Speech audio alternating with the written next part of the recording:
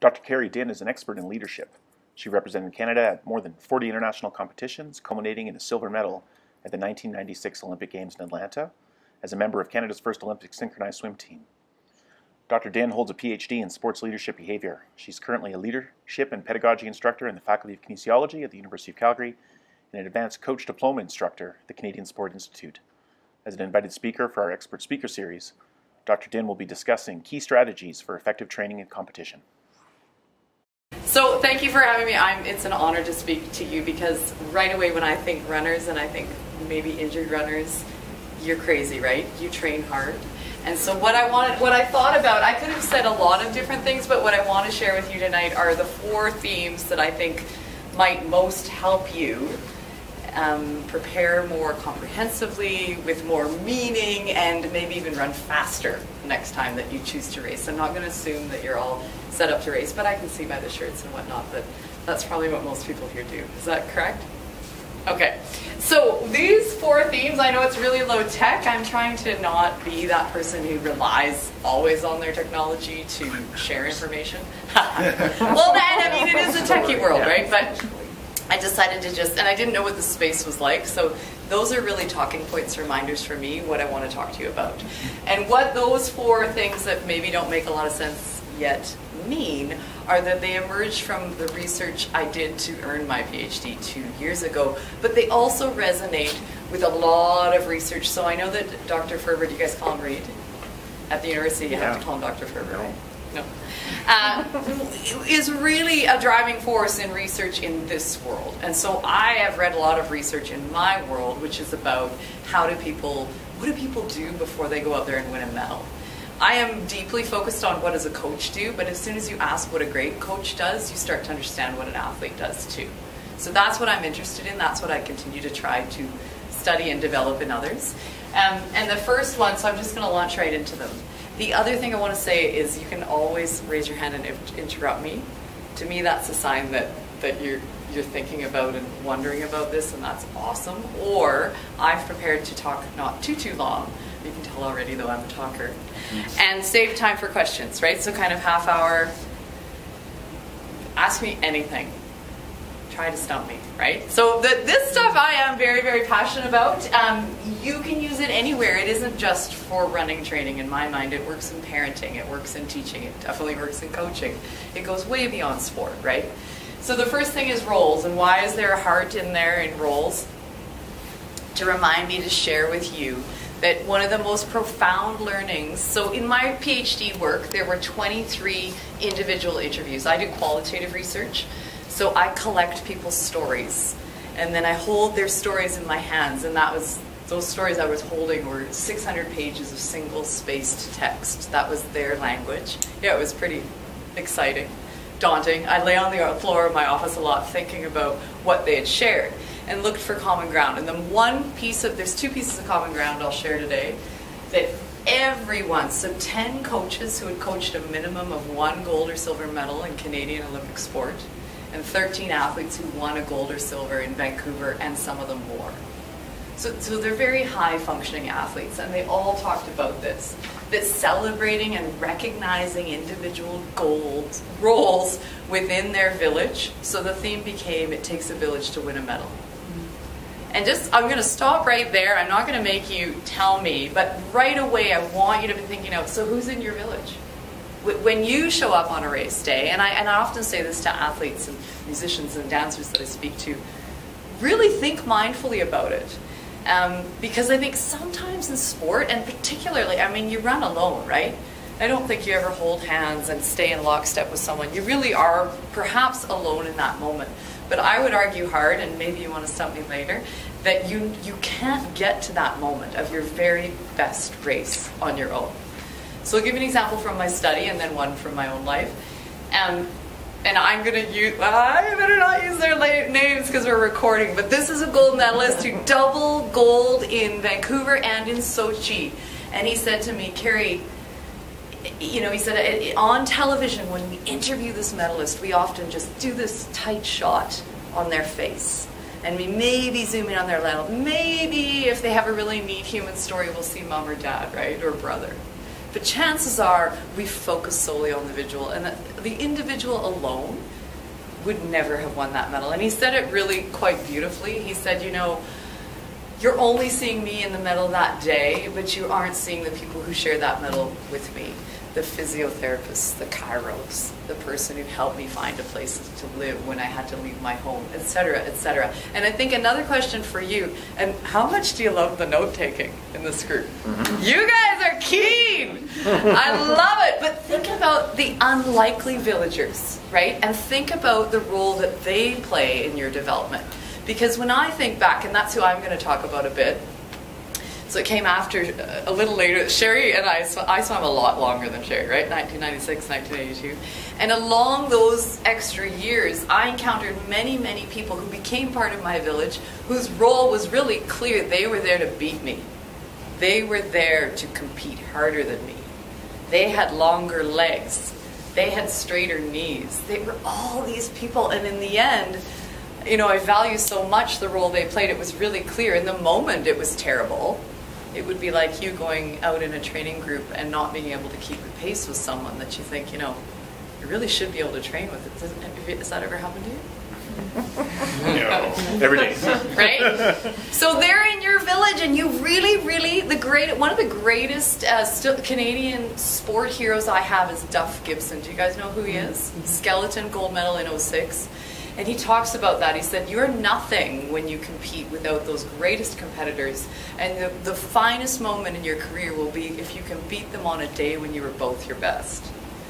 So those are key villagers. I keep saying villagers are not roles. I want to tell you one more story about how important it is to clarify and recognize the role people have. So I was on an Olympic team, and probably like all Olympic teams, that had quite fierce competition to earn a spot on that team. It was certainly at times you could characterize it as ugly, that the competition got ugly. There's no question. But when we were finally selected and we could finally relax for a second that we were there, that we were in this 8. So in synchronized swimming, there's 8 of you. The genius coach we had, so we had a not so great coach and we had a genius coach, and the genius coach hammered this out, and she made sure that all 8 of us, so if I went to each one of you, we knew, and she looked us in the eye and said, this is what you bring to the team. This is what I need you for. You have to show up and do this every day. And it still gives me chills. It's quite a powerful thing to know that you, out of that select group that you clawed your way into, have now been given this role.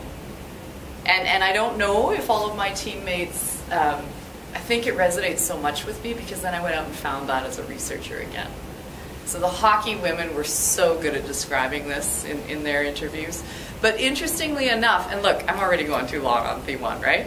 And one of the individual sport athletes spoke about this over and over in his interview and said, you know, we used to be really bad at this. So I kind of think of you guys as individual sport athletes. Is that reasonable? Okay, so his advice to you is to unleash the potential of this. He said, when we finally figured out that if we communicated and shared with each other, we all accelerated our speed. And they're into speed too, just like you. But he said for the longest time it was really troubled. It's a sliding sport. And you know, people were hiding their knowledge instead of sharing their knowledge or saying, help me out, you know, I can't figure this one part out. And he said before they won, they had to let all that go. Powerful. Because lots of times when I talk, people say, well, that's just hockey, that's just team sports. And it's not true at all. It's not true at all. It's in everything we ever endeavor to do, I would argue. Okay, I have to keep going. So celebrate. The reason why I wrote it tiny, and this is one of the themes that I love to teach. So I was talking to a young team of athletes on the weekend, and I think we forget to do this, and I don't know if you do. I want you to start thinking, do you do this right away? To celebrate those tiny, tiny little moments of success on a run, right?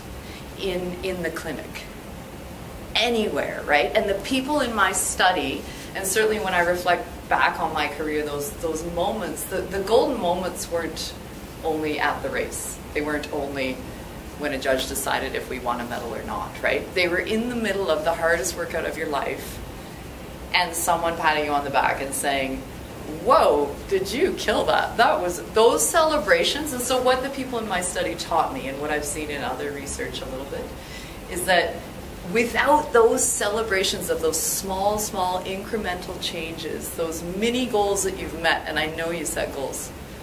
People don't come to talks like this that don't set goals, right?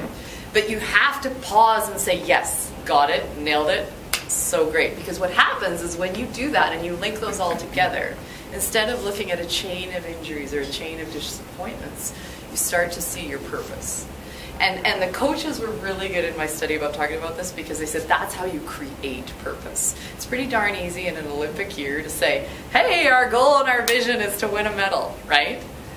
But that won't create daily purpose. It's that drilling into what are we here to achieve today and measuring whether or not we did. And celebrating when we do. So I'm going to finish up with that one a little bit, but really an important theme, and really something that's so, you know, for sure, I try to do it in my life. I'll give you an example. Like, you can do this for sure.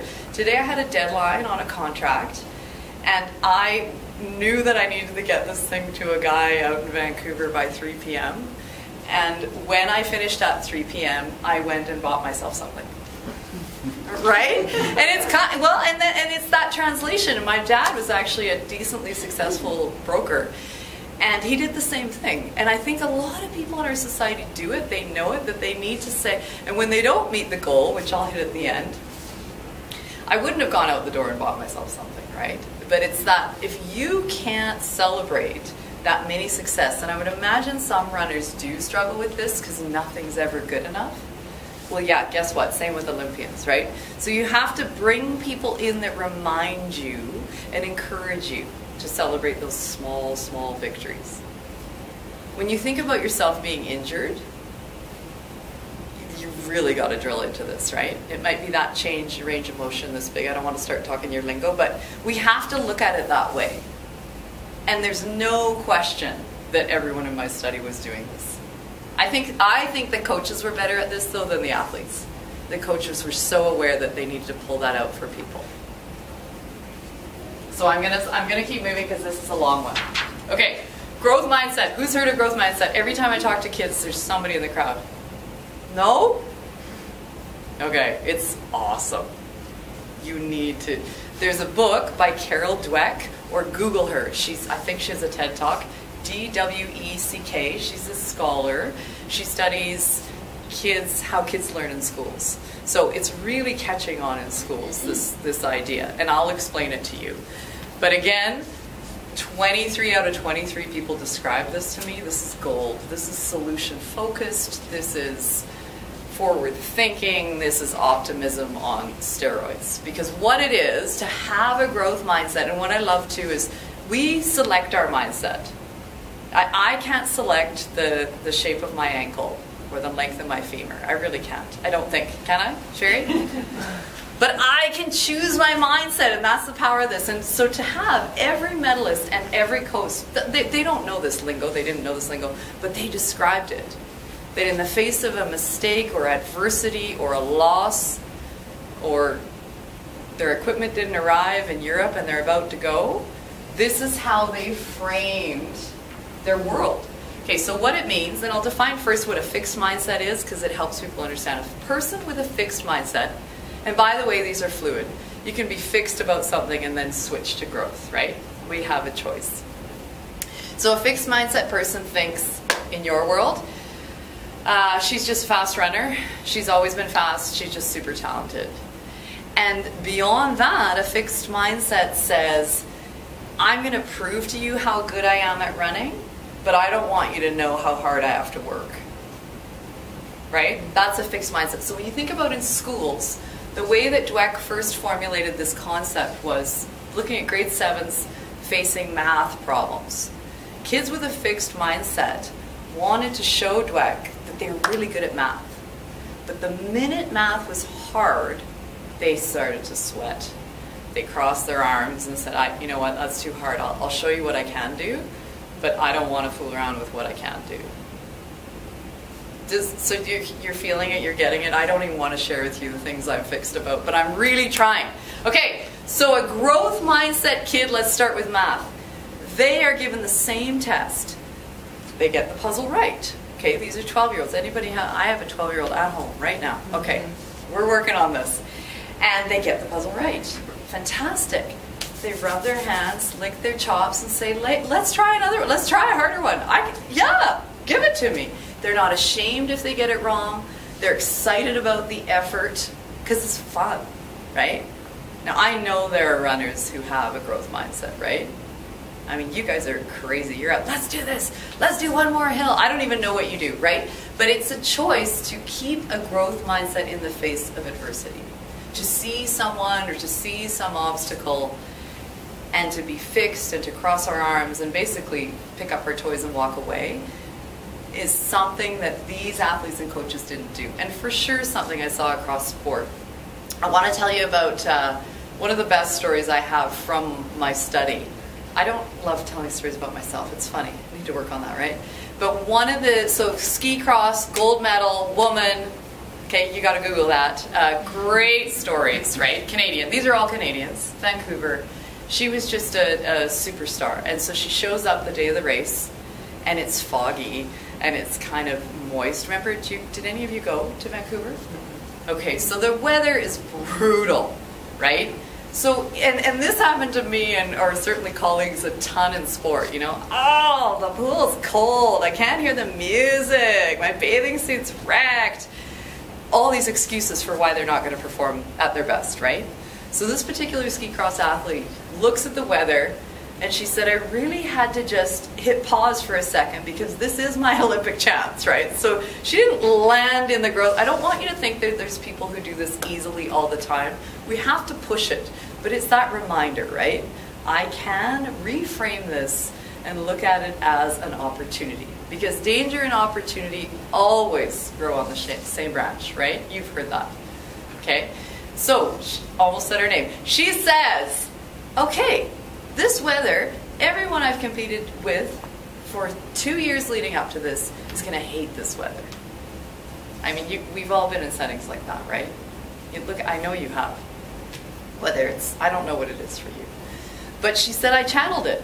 I channeled that knowledge. I knew in my heart of hearts. She said, I started to notice body language, people that were frustrated, body language, people that were angry, and it was that fixed mindset sinking in. Well, this weather's brutal. Like my wax is wrong. And she said I opened up to the idea that this was an Olympic day and anyone could win. And that gives me chills saying it, right? But a growth mindset really holds that anyone could win. Why not? It'll be someone. Why not you? So then she goes out and wins it. She channeled that idea of what, and for sure I do have okay, I'll tell you one story about do I have time? Of course you do. This is a terrible, it's good that Sherry wasn't there in all these years because I couldn't say these things if you were, right? So when I was, I'll remember this till I die. I was 17, I was my first national team training camp, and we were doing the most insane workout. I've heard tons of stories about that, but this in particular was the first time I'd ever worn a diving belt. So do any of you dive? They're quite heavy, with a big hunk of metal. And I was a lot lighter, right? So percentage-wise. So we've got these things on. We're upside down in the water, sculling, doing a hypoxic set. So you're not breathing, you're doing the work. Yeah. And I was at the back, so I could see all kinds of bodies in front of me, struggling. And surfacing in anger. Like you could cut the anger with a knife in that pool, right? And, you know, the fixed mindset idea was take the belt off and say, forget that, lady. I don't do this. This is how I train. And we are from all over Canada. So certainly that started to happen. And by the end of the workout, I was the only person, and now I had the advantage of being at the back so I could see everyone. It's like running at the back of the pack, right, and deciding when you're going to make your move. But I wasn't really making a move. I just wanted to see if I could survive the set, right? And by the end, I was barely able to move, but I refused to take the belt off. And it's that spirit, for sure that spirit was captured in everyone's story. You know, you always, and sometimes I say that in my mind, this might sound crazy, but you know, as a skier now, so I'm not a great skier, but I ski with people who are. I have a slogan where I say, leave your belt on, because it reminds me of that moment. And I have to just grit my teeth. You can't see tears through ski goggles, right? I'm not joking, actually. And leave it on and go. Because what's the worst thing? No one in the study stayed with the mistake. No one in the study who was injured let themselves sit still and be injured. They figured out ways to learn and develop in spite of obstacles. And I mean, the speed skaters in there, you should hear them talk about obstacles and challenges. It's quite inspiring. Have you ever heard Christina Grove speak? She lives this stuff. Yeah, yeah. Okay, so my last theme, because I do want to have lots of time for questions, is following up. So that's hashtag following up. That's, the young kids love that, right? I'm in this one, I have one job, so I have lots of small jobs and roles. It's actually quite fun. And one of them insists that I'm on Twitter. So I had a Twitter tutorial last year. So I actually know what that, anyway, following up. So this is about following up with yourself. This is the least foxy of the themes, but I save it for the end because it's about accountability. And the most powerful, there were 10 coaches in the study, and 8 of them I was humbled to speak to. I mean, the other 2 I didn't know. But they are megawatt stars in my world. And this is what they spent most of their time talking about. You need to know what you're striving to do. That's great. But their sense was anybody can figure that out. The person that's going to win followed up on every detail. They followed up and measured. They were honest about, right? They were supportive yet challenging in the way they faced every training day. They were so purposeful that it was easy to be accountable and follow up, right? Very famous hockey coach said, he said, you know, my role is about telling people exactly what they need to do and then holding them accountable to it. It's that simple. I think what's interesting in sport is, and I've certainly seen athletes like this in my career who had all the talent in the world, but they hated this step because there were too many reasons not to do the set the way it was supposed to be done, right? There were too many reasons why they didn't get the right sleep, or they didn't hydrate, or they didn't have the nutrition. Like this is the workhorse, right? There's no question, and this is, I do think that's the difference maker. The coaches would say it is. Because when you do follow up every time and you are accountable to what you said you would do, you're going to fall short sometimes. And when you do fall short, you have to bounce back to this. You have to bounce back to the growth mindset and say, so how can we learn from this? And it may sound corny, but these guys were solution focused like you wouldn't believe. They rubbed their hands and licked their chops in the face of adversity because they wondered who could handle it best. Really. It was quite stunning to hear over and over. Yeah. You know, sometimes I've called that demanding and people get frustrated. They say, well, you're talking about abuse. No, it's not abuse. It's accountability, right? It's knowing what, because the vision is the plan and it's executing the plan. And doing a really real, authentic debrief when things don't go right.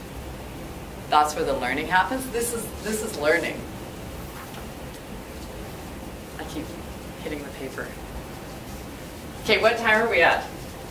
Right on time. Yeah. Do you have questions for me? There's so many things I could tell you, so many stories.